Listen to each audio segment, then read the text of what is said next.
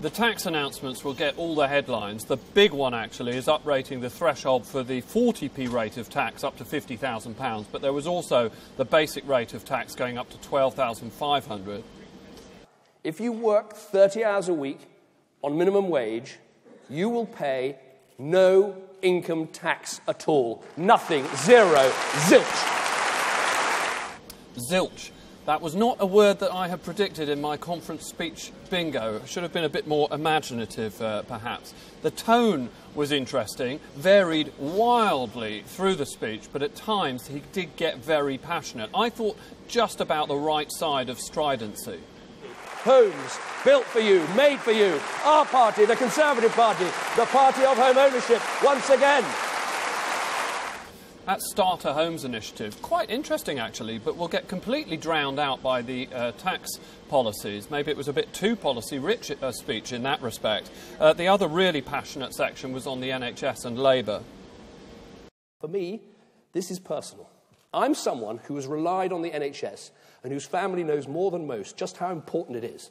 Who knows what it's like when you go to hospital night after night with a sick child in your arms, knowing that when you get there, there were people who will love that child and care for that child just as like it was their own. And how dare they suggest I would ever put that at risk for other people's children? How dare they frighten those who rely on a national health service? But then he also showed that he could go down a level with a quiet but effective section of the speech, addressing the electorate directly.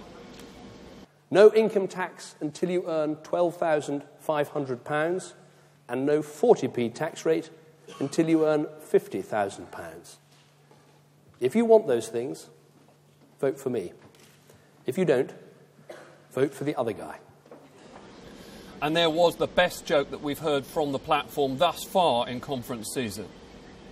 On the 7th of May, you could go to bed with Nigel Farage and wake up with Ed Miliband. It wasn't all good. Atrocious William Hague impression from the Prime Minister. Some of you won't be here in 30 years' time. All right.